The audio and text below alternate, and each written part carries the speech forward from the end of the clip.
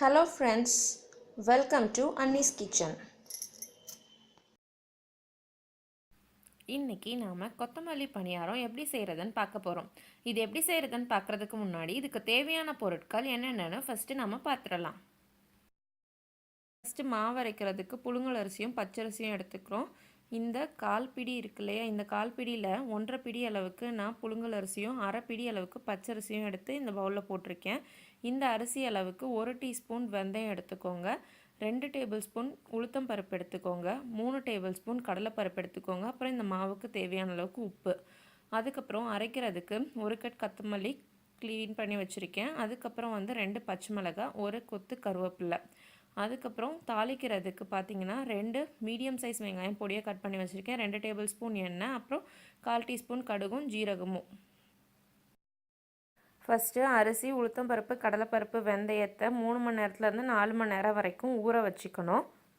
ஊற வச்சதுக்கப்புறம் 4 மணி நேரம் கழித்து நான் அரைக்கிறேன். அரைக்கும்போது ஃபஸ்ட்டு வெந்தயம், கடலைப்பருப்பு, உளுத்தம்பருப்பு போட்டு அரைச்சிடுங்க. ஏன்னா அது அரைப்படுறதுக்கு கொஞ்சம் டைம் எடுக்கும். இது ஒரு 3/4 பாகத்துக்கு அரைச்சதுக்கப்புறம் நம்ம அரிசி போட்டால் சரியாக இருக்கும்.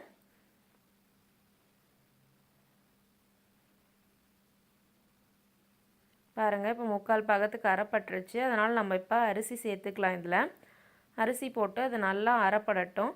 நான் இந்த மாவுக்கு கல்லுப்பு தான் போட போகிறேன். அதனால் நான் அரைக்கும் போதே சேர்த்து ஒரு சுற்றிட்டேன்னா நல்லா மிக்ஸ் ஆகிடும். ஒருவேளை நீங்கள் தூள் உப்பு சேர்க்குறதா இருந்தால் அப்புறமா கூட நம்ம சேர்த்துக்கலாம். இந்த மாவு நல்லா ஊறணும். அட்லீஸ்ட் ஒரு 5 மணி நேரமாவது புளிக்க விடணும். அப்போ தான் பணியாரம் நல்லா புசு புசுன்னு வரும், இல்லைனா சப்பி போய் தான் வரும். இப்போ உப்பு சேர்த்துக்கிறேன், ஏன்னா மாவு நல்லா ரெடி ஆகிடுச்சு. இப்போ இந்த மாவு புளிக்க வச்சிடலாம். ஒரு 4 மணிலேருந்து 5 மணி நேரம் வரைக்கும் புளிக்கட்டும். இப்போ 5 மணி நேரம் ஆயிடுச்சு. அதனால் நம்ம அரைக்கிறதுக்கெல்லாம் ரெடி பண்ணிக்கலாம். கொத்தமல்லி, கருவேப்பிலை, பச்சை மிளகாய் எல்லாம் போட்டு நல்லா ஃபைன் பேஸ்ட்டாக நான் அரைச்சி எடுத்துக்க போகிறேன்.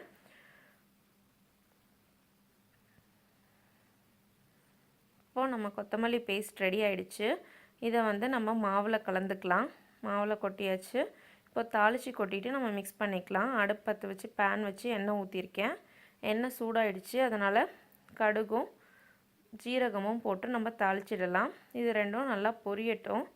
இது நல்லா பொரிஞ்சதுக்கப்புறமா நம்ம இதில் வெங்காயம் சேர்த்துக்கலாம்.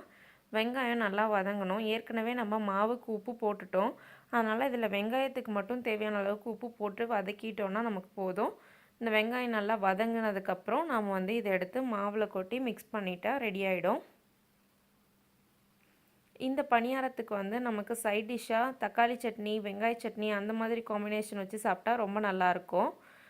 இல்லை உங்களுக்கு வேறு ஏதாவது சைட் டிஷ் பிடிச்சிருந்துச்சுன்னா கூட நீங்கள் யூஸ் பண்ணிக்கலாம். இதுக்கு நல்ல கார சட்னியாக இல்லைனா கொஞ்சம் புளிப்பு இருக்கிற சட்னியாக வச்சு சாப்பிட்டோன்னா டேஸ்டியாக இருக்கும்.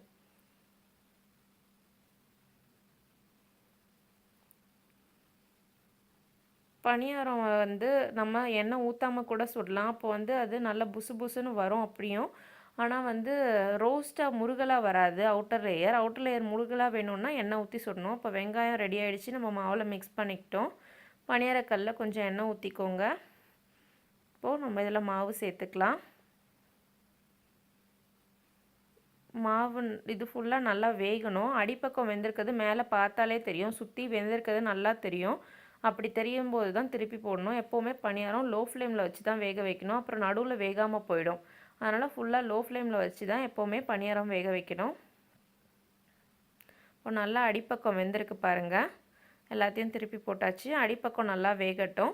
அடிப்பக்கம் வெந்திருக்கான்னு செக் பண்ணிவிட்டு நம்ம இறக்கிடலாம். இப்போ 2 சைடும் நல்லா வெந்துருச்சு. அதனால் நான் பணியாரத்தை எடுத்துடுறேன்.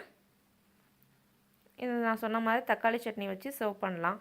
நீங்கள் இந்த ரெசிபியை வீட்டில் ட்ரை பண்ணி பாருங்கள். ட்ரை பண்ணிவிட்டு உங்கள் கமெண்ட்ஸை எங்களுக்கு சொல்லுங்கள்.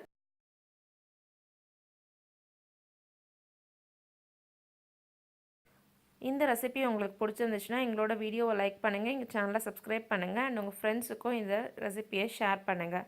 Thank you friends.